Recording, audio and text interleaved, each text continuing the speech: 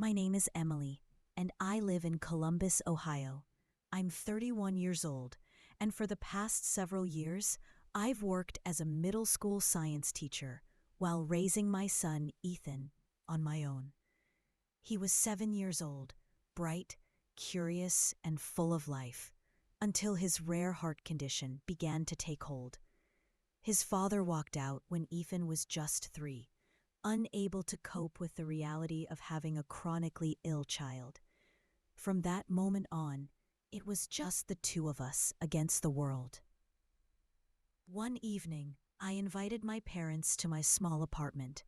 Medical bills covered my kitchen table like silent witnesses to everything I'd tried and failed to do. In the next room, Ethan slept, his breathing labored, even with the oxygen machine humming beside him. I looked at my father, who stood in the doorway with his arms crossed and his expression stern, and at my mother behind him, nodding quietly, her lips pressed into a thin line of disapproval. "I need $85,000, I said softly. That's what the specialist quoted for the experimental treatment that could save Ethan's life. The doctors say if we don't act now, he has maybe 6 months. My father didn't hesitate. "We don't have that kind of money lying around, Emily. You need to be realistic about this." I felt my voice crack. "My son might die without this treatment." My mother stepped forward then, her hand resting gently on my father's arm, the way she always did when she wanted to soften his words without ever contradicting him. "Honey, we understand this is difficult," she said. "But we've already helped you so much over the years. We paid for 3 of his surgeries. We can't just empty our retirement accounts." "I'm not asking you to empty them," I replied. "I'm asking for a loan. I'll pay you back every penny. I'll get a second job. I'll do whatever it takes." My father shook his head. "Emily, you're barely keeping your head above water as it is. How would you pay us back? Be sensible. There are payment plans, medical financing options. You should look into those." I had looked into them, every single one. The payment plans would take years, and Ethan didn't have years. The financing companies demanded interest rates that would bury me for decades, and most wouldn't even approve me because I was already drowning in medical debt. "I've tried everything else," I whispered. "You're my last hope." For a moment, my mother's expression softened, and I allowed myself to believe she might speak up, might convince him. But then my father spoke again, his voice firm and final. "We can't do it, Emily. I'm sorry, but we have to think about our own future too. We're not getting any younger." They left shortly after. I stood at the window and watched their car pull away, the weight of their refusal settling over me like a suffocating blanket. I walked into Ethan's room and sat beside his bed, listening to the steady hiss of the oxygen machine.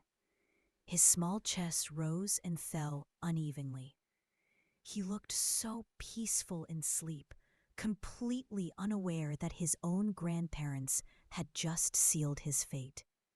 The next day, I called every relative I could think of, distant cousins, aunts, uncles, anyone who might help. Most offered sympathy and small donations that barely made a dent. My Aunt Teresa sent $500 with a note saying she wished it could be more. I appreciated every penny, but it felt like trying to fill an ocean with a teaspoon. 2 weeks later, after a particularly brutal day at school, I came home to find Ethan struggling to breathe. His lips had a blue tinge that sent panic shooting through me. I called an ambulance, and they rushed him to the hospital. The doctors stabilized him, but the cardiologist pulled me aside with a grim expression. "His condition is deteriorating faster than we anticipated," he said. "Without that treatment we discussed, I'd say he has 3 months at most, maybe less. I nodded numbly, unable to speak past the lump in my throat.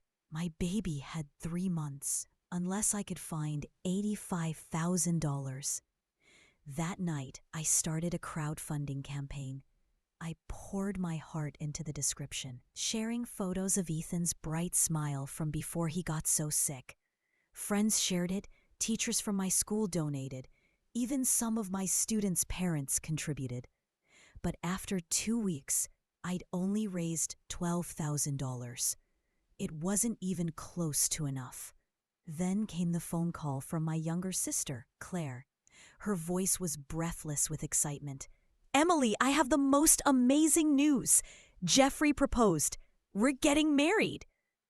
I tried to muster some enthusiasm, despite the heaviness in my chest. "That's wonderful, Claire. Congratulations." "I know, right? And Mom and Dad are being so incredibly generous. They're paying for the whole wedding. Can you believe it? They said we can have whatever we want, no budget limits. We're thinking a destination wedding, maybe Italy or the south of France. Emily, it's going to be absolutely perfect." My hand tightened around the phone. "No budget limits?" "None," she said. "Dad said this is his little girl's special day, and nothing is too good." I stood there in my tiny apartment. Medical bills stacked on every surface, my son fighting for every breath in the next room, and listened to my sister gush about her unlimited wedding budget. Something cold and hard formed in my chest, a seed of understanding that would take root and grow in the months to come. The months that followed were a blur of hospital visits and mounting despair. I maxed out every credit card I owned, took out personal loans at predatory interest rates, and sold everything of value I possessed. My grandmother's ring, the one thing of my own mother's I'd been given, went to a pawn shop for $800. My car was downgraded to a 15-year-old sedan that barely ran. I moved from my one-bedroom apartment to a studio just to save on rent. Through it all, Claire's wedding plans progressed like an unstoppable force of nature.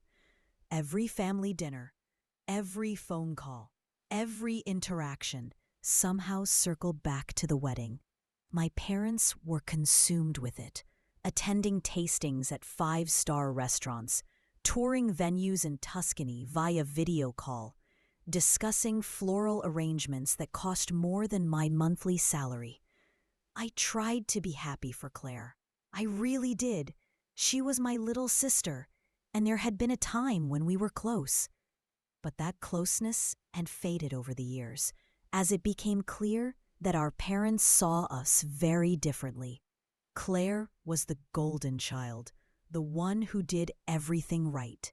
She graduated college with honors, landed a prestigious job, dated the right kind of men from good families. I was the one who got pregnant at 23 by a man who turned out to be worthless, who chose teaching instead of a more lucrative career, who couldn't even keep her son healthy. One evening in July, my mother called. "Emily, honey, we need to talk about the wedding." "What about it?" I was exhausted, having just finished a summer school session and spent 3 hours at the hospital with Ethan. "Well, Claire wants you to be a bridesmaid, of course. But the dresses are going to be about $300, and we need you to order yours soon." $300. I did the math in my head. That was almost enough for 2 weeks of Ethan's medications. I don't know if I can afford that right now. There was a pause. "Emily, this is your sister's wedding." "I know, but things are really tight. Ethan's medical expenses." "You're always talking about Ethan's medical expenses," my mother, her voice taking on an edge. "I understand he's sick, But life goes on for the rest of us. This is Claire's special day. Can I think about it? The deadline for ordering is next week. Claire has her heart set on having you in the wedding party. After we hung up, I sat in the dark of my studio apartment and cried. How had it come to this? How had my family become so blind to what was happening? My son was dying. And they were worried about bridesmaid dresses and seating charts. Ethan's condition continued to decline. The experimental treatment was no longer an option. We'd missed the window. The doctor shifted to palliative care, focusing on keeping him comfortable. Every day I watched my son fade a little more, his bright spirit dimming along with his physical strength. He stopped asking when he could go back to school. He stopped talking about wanting to be a scientist when he grew up. He knew, in the way children somehow know, that he was running out of time. I took a leave of absence from teaching to be with him.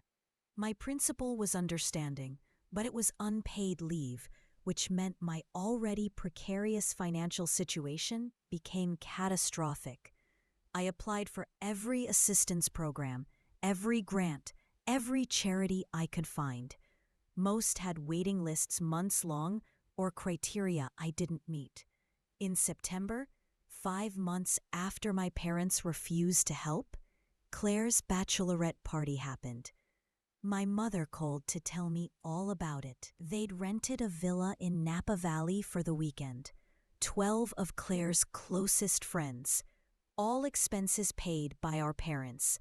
Wine tastings, spa treatments, a private chef. It was absolutely magical, Emily. Claire was so happy. You should have seen her face. How much did it cost? I asked, unable to stop myself. Oh, I don't know exactly. Your father handled all that. Maybe $10,000, but it was worth every penny to see Claire so joyful. $10,000. More than a tenth of what could have saved Ethan, spent on a single W. I felt something inside me crack.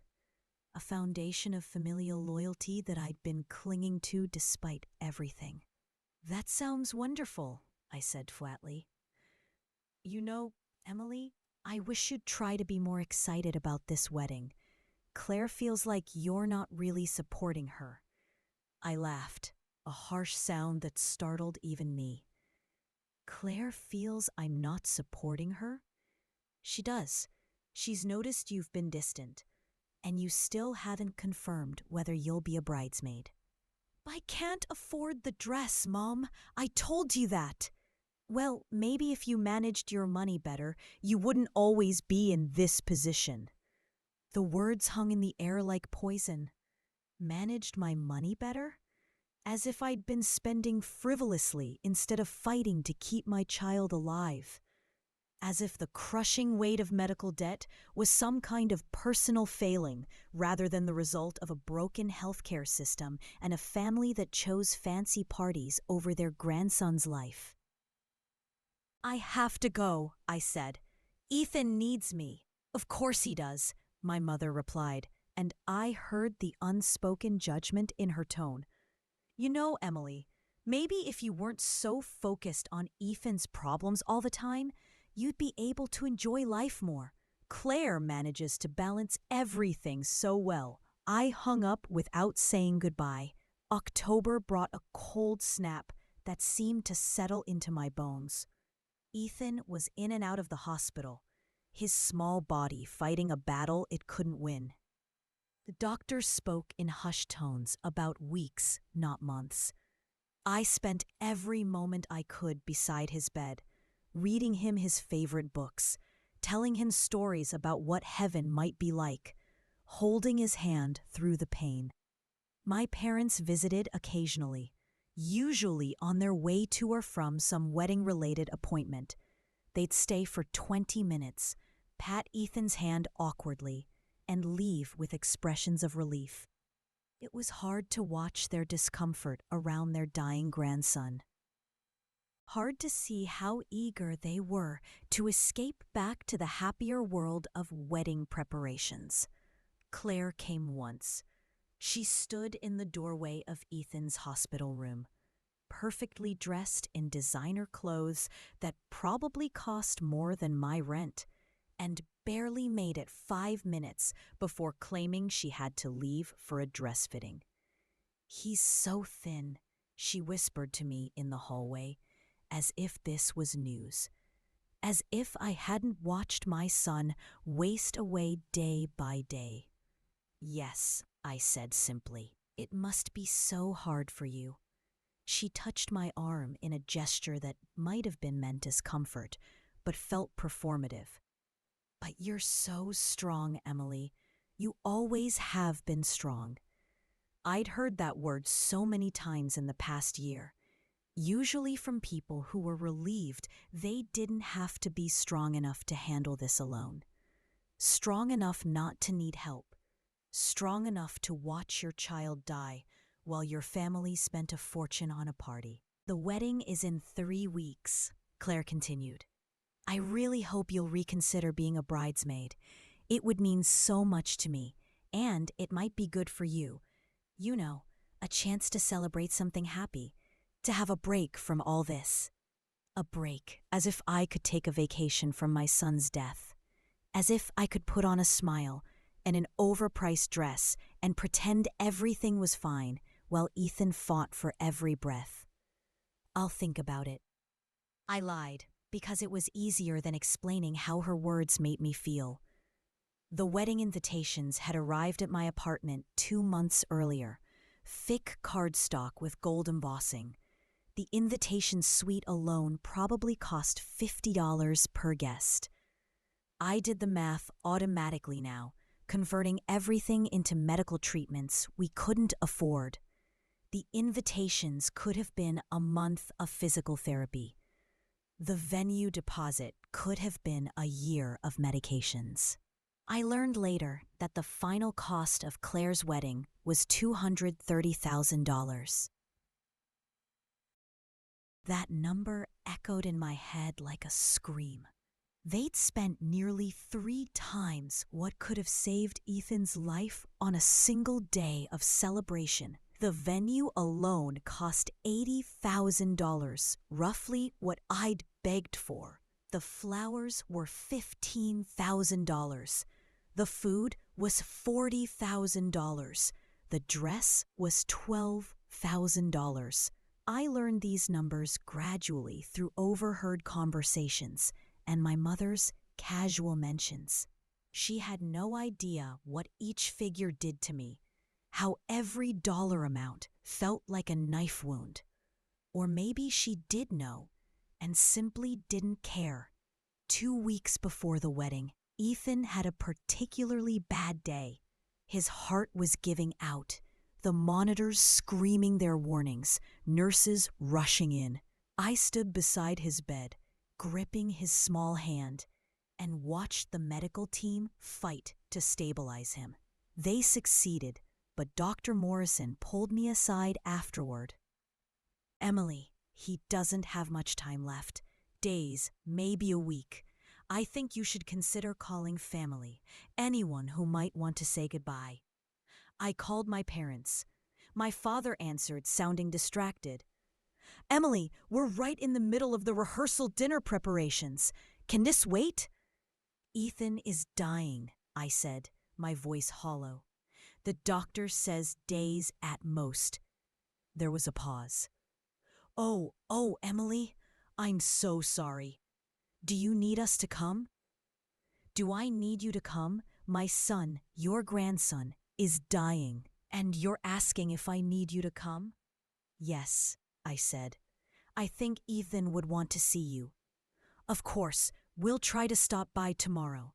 We have the final venue walkthrough in the afternoon, but maybe in the morning." They came the next day, arriving at 10 a.m. with Starbucks cups in their hands. They stayed for 15 minutes. Ethan was barely conscious. His breathing labored, even with the oxygen turned to maximum. My mother cried a little. dabbing at her eyes with a tissue that probably cost more than Ethan's breakfast. My father stood stiffly by the door, checking his watch twice. "We have to go," he finally said. "The florist is expecting us at 11. "The florist?" I repeated numbly. "For the centerpieces?" "It's important we get this right. There's no time for mistakes this close to the wedding." He seemed oblivious to the irony of his words, standing in a room where the ultimate mistake, choosing flowers over family, was about to claim its final victim. They left with promises to come back soon. Promises I knew they wouldn't keep. Claire never came to say goodbye to her nephew. She was too busy with last-minute wedding emergencies, like the fact that the string quartet she'd hired had a cellist who'd fallen ill and been replaced.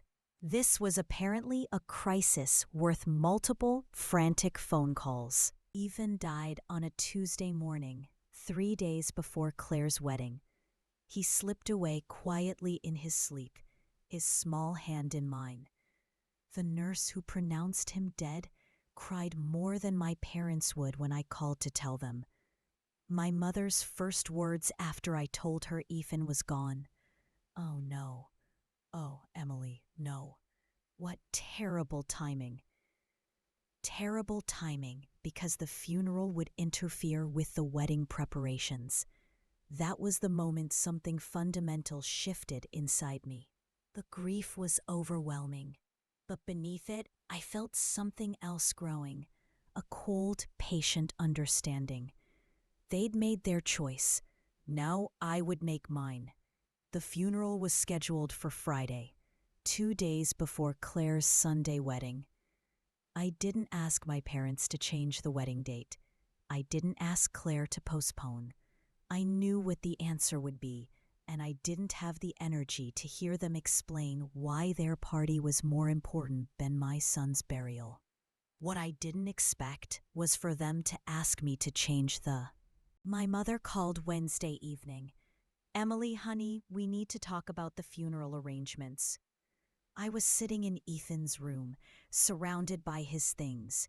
His favorite dinosaur poster, his collection of rocks from the park, the science kit I bought him last Christmas that he'd been too sick to use. What about them? Well, Friday is really difficult for us. We have the wedding rehearsal that afternoon and the rehearsal dinner in the evening. It's all scheduled, deposits paid. Could you possibly move the funeral to Thursday, or maybe next week? I stared at the wall, unable to process what I was hearing. You want me to change my son's funeral because it conflicts with wedding rehearsal? It's not just rehearsal, Emily. It's the whole schedule. We have out-of-town guests arriving. Jeffrey's family flying in from Atlanta. Your father is giving a toast at the dinner. We can't miss it. Ethan is your grandson, and we'll be there to honor him. Of course we will. But Thursday would work so much better for everyone. Everyone? My voice came out flat, emotionless. I was beyond anger, beyond hurt. I'd entered some new territory where feeling anything seemed impossible. Everyone would be more convenient if we buried my 8-year-old son a day early, so you don't miss cocktail hour. Don't be dramatic, Emily. You're making this sound worse than it is. We're trying to support you and Claire both. Why can't you be more flexible? You know how important this wedding is to your sister. I hung up. I didn't trust myself to say anything else. The funeral stayed scheduled for Friday. I arranged it myself, paid for it with money I borrowed from my principal, who'd been more supportive in the past year than my own parents. It was a small service, just 20 people. My Aunt Teresa came, some teachers from school, a few parents of Ethan's former classmates. My parents arrived 45 minutes late, dressed in clothes clearly chosen for the wedding festivities to follow. They stayed for the service, but left immediately after, skipping the small reception I'd organized at my apartment. "We really have to go," my mother said, kissing my cheek with lips that barely made contact. "Claire is having a crisis about the seating arrangements." But it was a lovely service, Emily. Very tasteful. Tasteful. My son's funeral was tasteful.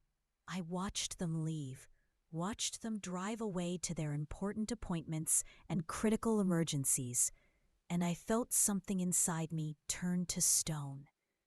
The grief was still there, crushing and absolute, but it was contained now, locked behind a wall of ice-cold clarity. Saturday, I spent alone in my apartment, surrounded by sympathy cards and medical bills.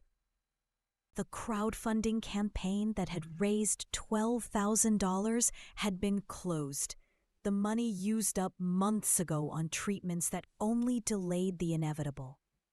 I owed $73,000 in medical debt, had maxed out credit cards totaling another $25,000, and my rent was 2 months overdue. Ethan's death hadn't ended my financial nightmare. It had just made it pointless. My phone buzzed with messages from distant relatives and friends, asking if I was okay. If I needed anything. I didn't respond. What I needed was impossible. I needed my son back. I needed my parents to have been different people. I needed to wake up and discover the past year had been a nightmare. Sunday morning, Claire's wedding day. I woke at dawn. I hadn't planned to think about it, hadn't wanted to acknowledge it was happening. But my phone lit up with a text from my mother. "Wish you were here to share this special day. Claire looks absolutely stunning." I stared at that message for a long time. Wish you were here. As if I'd simply chosen not to attend, as if I was missing it because of a scheduling conflict, rather than because I'd buried my son 2 days earlier. I got dressed and went for a walk. Columbus was beautiful in late October, leaves turning gold and red. Ethan had loved autumn. We'd planned to go to the pumpkin patch this year. Just one more thing that would never happen. My phone continued buzzing throughout the day. Photos from the wedding. My mother had added me to some kind of group chat with extended family. I watched the images load one by one. The venue in Tuscany photographed at golden hour. Claire in her designer gown. A dress that cost more than most people's cars. The floral arrangements, the 5-tier cake, the champagne tower, the string quartet playing on a terrace overlooking Vineyard Hills. $230,000 of celebration, while my son's body lay in a cemetery where I couldn't even afford a proper headstone yet. I scrolled through the photos with a strange sense of detachment. Everyone looked so happy. My father in his tuxedo beaming with pride. My mother, elegant in her mother of the bride dress that probably cost $3,000. Claire and her new husband, faces glowing with joy and possibility. Extended family members I'd called begging for help, now dressed in their finest, celebrating with champagne that cost more per bottle than they donated to Ethan's treatment fund. One photo showed my parents dancing, my mother's head thrown back in laughter. The caption read, "Best day ever, so blessed." I set my phone down and walked to the bathroom. I looked at myself in the mirror. I'd lost 15 pounds in the past month, and my eyes were sunken, circled with dark shadows. I looked like I'd aged 10 years. I looked like someone who'd watched their child die while their family partied. That night, alone in my studio apartment, I made myself a promise. This wasn't over. They thought they could discard Ethan's life, discard me, and move on to their happy celebrations without consequence. They thought their money and their social standing and their self-centered priorities could insulate them from accountability. They were wrong. I didn't know how yet, but I would make them understand what they'd done. I would make them feel a fraction of what I'd felt. Not revenge, exactly. Justice. A reckoning. I pulled out a notebook and started writing down everything.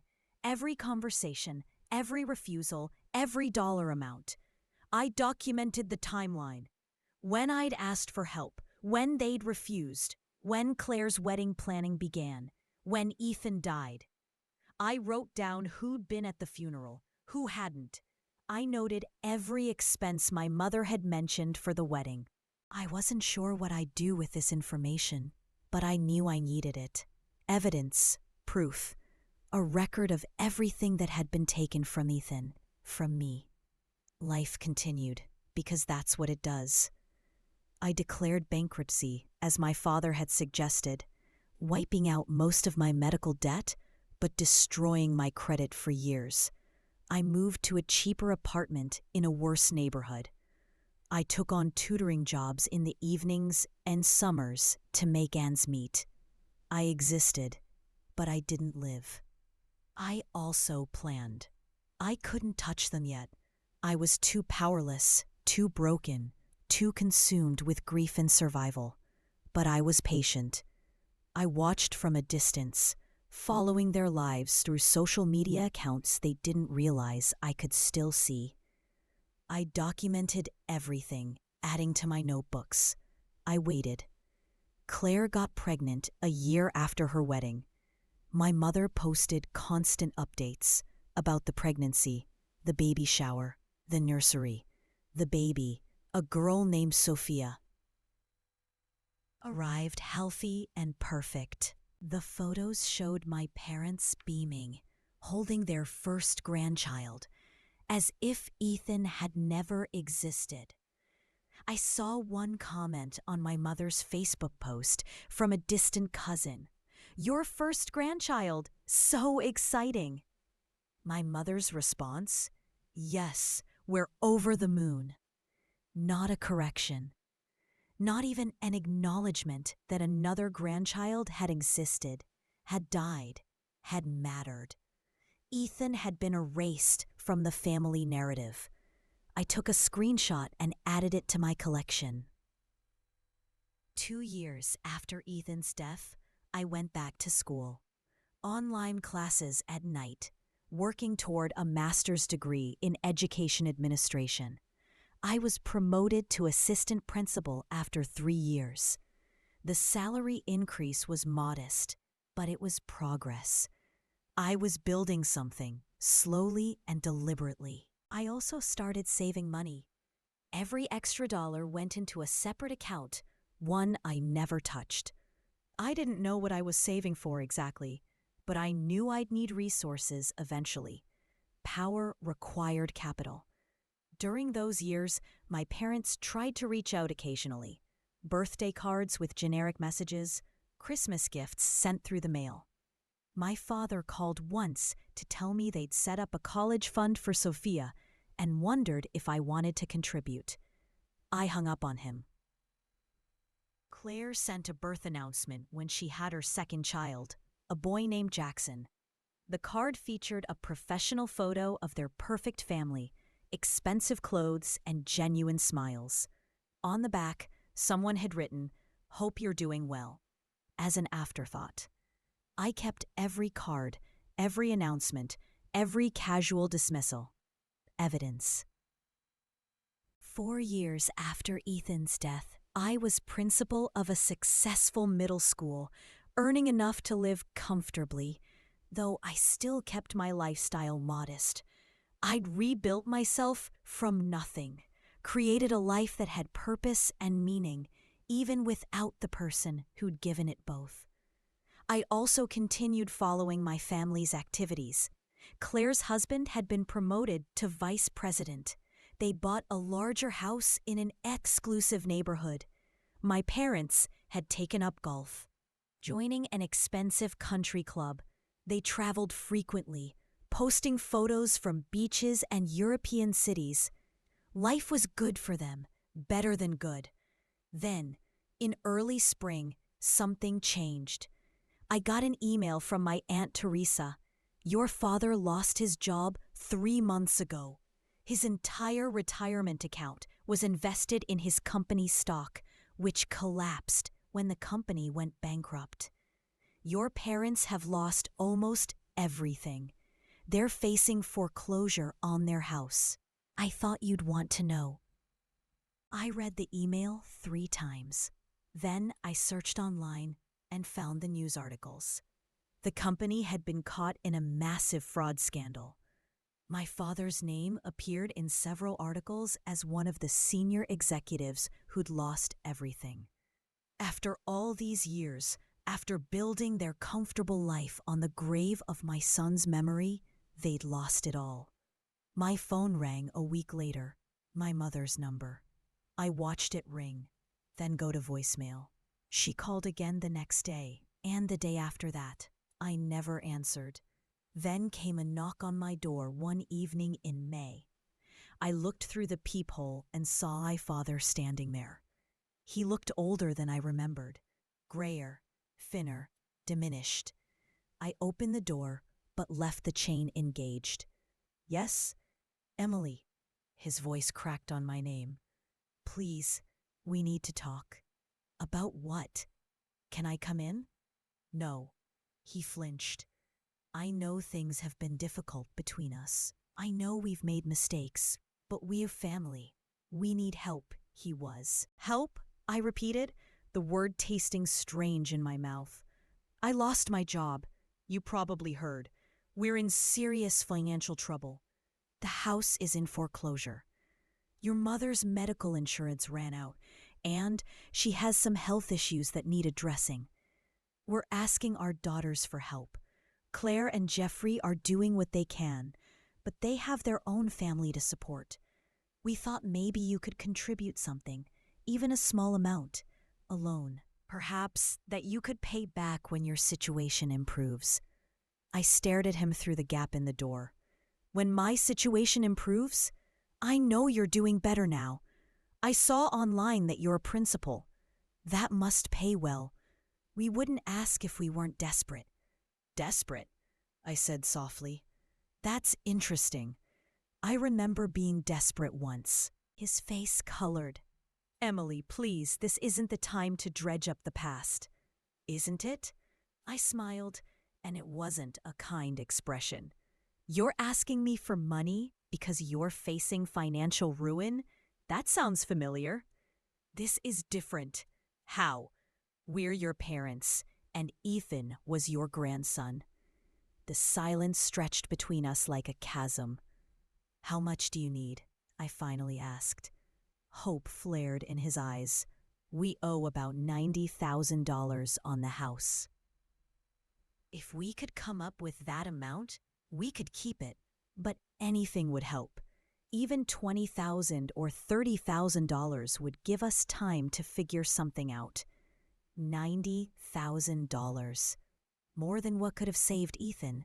I felt something cold and final settle in my chest. I'll think about it, I said, and closed the door in his face. Behind the closed door, I leaned against the wall and smiled. Finally, after 4 years of waiting, of planning, of building myself back up from nothing, the opportunity I'd been waiting for had arrived. Now came the reckoning. I didn't contact my parents for 2 weeks. Let them wait. Let them wonder. Let them feel the anxiety of uncertainty. On the 15th day, I finally called my father back. I've been thinking about your request, I said. I want to meet all of you, yourself, Mom, and Claire. We need to have a conversation. They arrived at my apartment the following Saturday. My father looking worse than before, my mother aged and lined with worry, Claire uncomfortable in her designer clothes, clutching her purse like a shield. I remained standing. You asked me for $90,000. We know it's a lot, my father began. but we're prepared to offer collateral, sign a formal loan agreement. How? I asked flatly. You have no income. Mom doesn't work. What would you use to pay me back? I'm looking for work. Something will come through. At 63? With your reputation attached to a fraud scandal? He flinched. That wasn't my fault. I had no idea what the CEO was doing. Ignorance isn't innocence. You were a senior executive. You should have known. I picked up a folder from the coffee table. But we're not here to discuss your career failures. We're here to discuss your request for money. I opened the folder and pulled out documents one by one. My original crowdfunding page, the wedding planner's receipt totaling $230,000. Itemized costs: venue, flowers, catering, dress, photographer, entertainment. What do you want from us? My father demanded. An apology, my mother whispered. A mistake? I repeated softly. You think choosing a party over your grandson's life was a mistake? I pulled out a photo. Ethan in his hospital bed, 2 weeks before he died. This is what $85,000 would have saved. This child, your grandson. Remember him? My mother started crying. Claire looked away. My father stared at the photo with an expression I couldn't read. We know we failed you, my mother said through her tears. We know we should have done more. But we can't change the past. We can only ask for your mercy now. Mercy? I placed the photo back carefully. I don't remember receiving much mercy when I begged you for help. I sat down across from them, my voice calm and measured. Here's what I've learned in the past 4 years. You didn't help Ethan because you didn't want to. It wasn't about the money. You had the money. You proved that. It was about choice. You chose what mattered to you. My father leaned forward. Emily, I understand you're angry. You have every right to be. But are you really going to punish us now when we need you most? Is it cruel to make choices based on what matters to you? I asked. Because that's what you taught me. That's the lesson you gave me when Ethan was dying. I picked up a check I prepared. I'm willing to give you $90,000. Hope bloomed on their faces. However, I continued, there are conditions. Anything, my father said quickly. First, you acknowledge, here and now, that you chose Claire's wedding over Ethan's life, that you had the money and refused to help. I want to hear you say it. They stared at me. Claire looked at her parents. You don't have to do this. She's trying to humiliate you. Yes, I agreed. Just like you humiliated me when I begged for help, when I buried my son alone because you had a rehearsal dinner. My father's voice was barely audible. We chose the wedding. We had the money, and we chose to spend it on Claire's wedding instead of Ethan's treatment. And he died because we didn't help, my mother whispered. I turned to Claire. And you? What's your role in this? I didn't know, she said quickly. Didn't you? You never wondered where the money for your elaborate wedding came from? You never questioned having your wedding 3 days after your nephew's funeral? She had no answer. Here's the second condition, I said. You take this money, you save your house, and you never contact me again. No birthday cards, no Christmas gifts, no phone calls. You remove me from your lives completely, the way you removed Ethan from your memories. My mother gasped. Emily, you can't mean that. We're family. No, I corrected her. We share DNA. Family is something else. Family shows up. Family sacrifices. Family doesn't let children die while they plan parties. I stood and walked to the door, opening it. Those are my conditions. Take the check or leave it. You have 60 seconds to decide. They looked at each other. A silent conversation happened in glances and expressions. It took them 43 seconds. My father picked up the check. "We accept your conditions." "Good. There's a document on the table next to the check. It's a formal agreement that you'll have no further contact with me. Sign it." They signed without reading it, which told me everything I needed to know about how desperate they really were. When they finished, I collected the document and handed them the check. "You can go now." They filed out silently, my mother crying, my father's shoulders slumped, Claire walking stiffly beside them. I closed the door behind them and locked it. Then I walked to my laptop and composed an email to my Aunt Teresa. I attached a document, a complete timeline of events, including all my requests for help, their responses, and documentation of their wedding expenses. I wrote, "I thought the family should know the truth. Please share this with anyone you think should see it." I hit send. The check I'd given them would clear. They'd keep their house, but they'd lose something more valuable: their reputation, their comfortable social standing, the image they'd carefully crafted of being generous, loving parents and grandparents. Everyone would know what they'd really chosen, what they'd really valued. Over the next few months, I heard through indirect channels what happened to them. My parents were socially ostracized. Friends stopped calling. The country club membership was quietly not renewed. Church attendance became awkward enough that they stopped going. They kept their house, but it became a prison of sorts, a place where they lived with their choices. As for me, I continued building my life. I made real friends, the kind who showed up when things were hard. I traveled to places Ethan would have loved and scattered his ashes in beautiful locations around the world. I lived for both of us. The $90,000 I'd given my parents was worth it, not because they deserved help, but because it gave me closure. I'd proven I was the better person, the one who showed mercy even when none had been shown to me.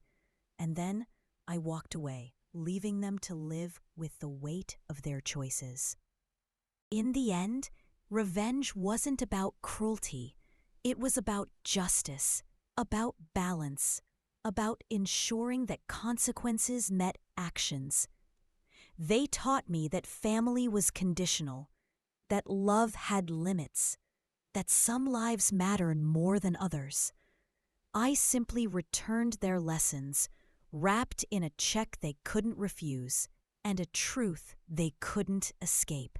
And I moved forward into a future they'd never be part of, carrying Ethan's memory with me, finally at peace.